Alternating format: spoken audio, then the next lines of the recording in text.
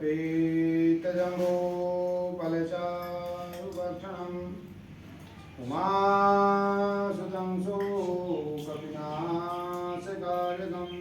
नमामि विघ्नेश्वरपादपङ्कजं गुरुर्ब्रह्मा गुरुर्विष्णु गुरुर्देवो महेश्वरः गुरुर्साक्षात् परं ब्रह्म तस्मै श्रीगुरुवे नमः। अखण्डमण्डलाकारं व्याप्तेन चराचरं तत्पदं दर्शितं येन तस्मै श्रीगुरुवे नमः। श्रीमन्नारायण नारायण नारायण श्रीमन्नारायण नारायण नारायण भजमन्नारायण नारायण नारायण भजमन्नारायण नारायण नारायण ब्रह्मनारायण नारायण नारायण ब्रह्मनारायण नारायण नारायण बद्री नारायण नारायण नारायण बद्री नारायण नारायण नारायण श्रीमन्नारायण नारायण नारायण श्रीमन्नारायण नारायण नारायण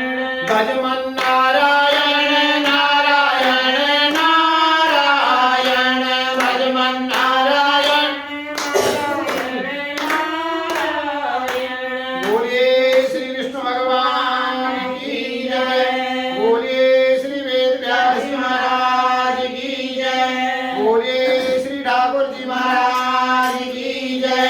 बोलिए श्री एकादशी माता की जय।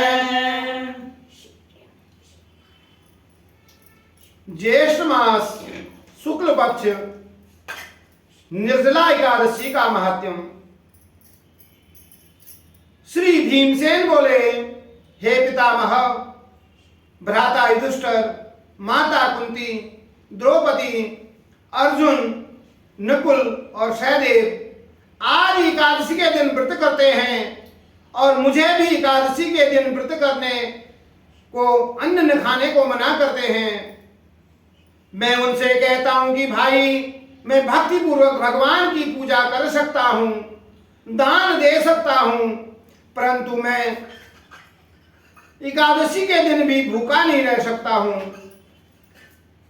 इस पर व्यास जी बोले, हे भीमसेन, यदि तुम नरक को बुरा और स्वर्ग को अच्छा समझते हो तो प्रत्येक मास की दोनों एकादशियों को अन्न न खाएं। इस पर भीमसेन बोले, हे पितामह, आपसे प्रथम कह चुका हूं कि मैं एक दिन एक समय के लिए भी भोजन किए बिना नहीं रह सकता हूं, फिर मेरे लिए तो पूरे दिन का उपवास करना तो बहुत कठिन है। मेरे पेट में अग्नि का वास है, जो अधिक अन्न खाने पर शांति होती है। यदि मैं प्रयत्न करूं तो वर्ष में केवल एक व्रत अवश्य कर सकता हूं, अतः आप मुझसे कोई ऐसा व्रत बताइए जिससे मुझे स्वर्ग की प्राप्ति हो सके। श्री व्यास जी बोले, हे वायुपुत्र, बड़े बड़े ऋषि महर्षियों ने भी बहुत से शास्त्र आदि बनाए हैं। यदि कलयुग में मनुष्य उन पर आचरण करे तो अवश्य ही उन्हें मुक्ति को प्राप्त होती है। उनमें धन बहुत कम खर्च होता है, उसमें जो प्राणों का सार है उसको कहता हूं। मनुष्य को दोनों पक्षों की एकादशी का व्रत करना चाहिए, इसमें उन्हें स्वर्ग की प्राप्ति होती है। व्यास जी बोले, हे भीमसेन, कृष्ण और मिथुन संक्रांति के मध्य में ज्येष्ठ मास की शुक्ल पक्ष एकादशी होती है, उसका निर्जल व्रत करना चाहिए। इस एकादशी के व्रत में स्नान और आचमन में जल वर्जित नहीं है, लेकिन आचमन में 6 मासे से जल अधिक नहीं होना चाहिए। इस आचमन से शरीर की शुद्धि होती है। आचमन में 6 मासे से अधिक का जल मद्यपान के समान है।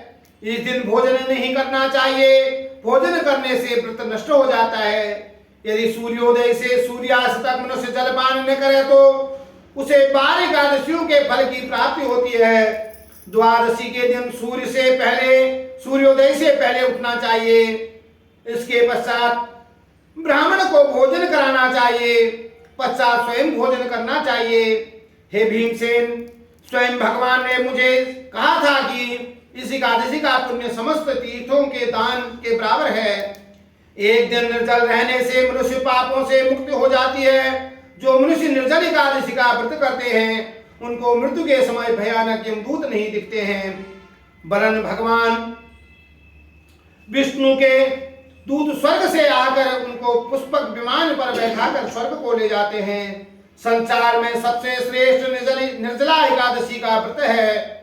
अतः यत्न पूर्वक इस एकादशी का निर्जल व्रत करना चाहिए। इस दिन ओम नमो भगवते वासुदेवाय इस मंत्र का उच्चारण करना चाहिए। इस दिन गौदान करना चाहिए। इस एकादशी को भीमसेन या पांडव एकादशी भी कहते हैं। निर्जल व्रत करने से पहले भगवान विष्णु की पूजा करनी चाहिए और उनसे विनय करनी चाहिए कि हे भगवान, आज मैं निर्जल व्रत करूंगा, इससे दूसरे दिन ही भोजन करूंगा।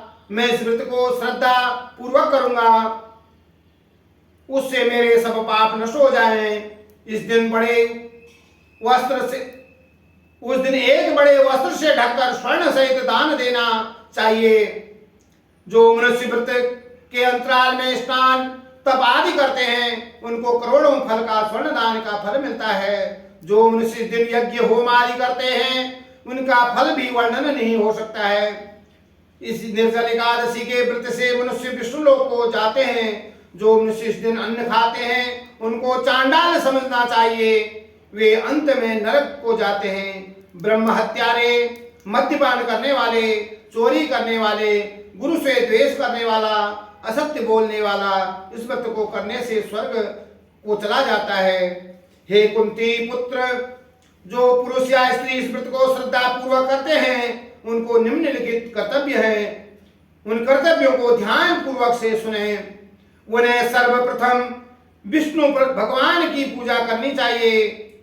तत्पश्चात गोदान करना चाहिए।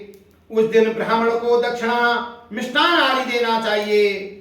निर्जल के दिन अन्न, वस्त्र, छत्र, उपासना आदि का दान करना चाहिए। जो मनुष्य इस कथा को प्रेम पूर्वक सुनते हैं, पढ़ते हैं, उनको स्वर्ग की प्राप्ति होती है। बोलिए श्री विष्णु भगवान की जय। बोलिए श्री वेद व्यास जी महाराज की जय। बोलिए श्री ठाकुर जी महाराज की जय। श्रीमन नारायण नारायण नारायण, श्रीमन नारायण नारायण। बहुत बहुत धन्यवाद आप सभी लोगों का।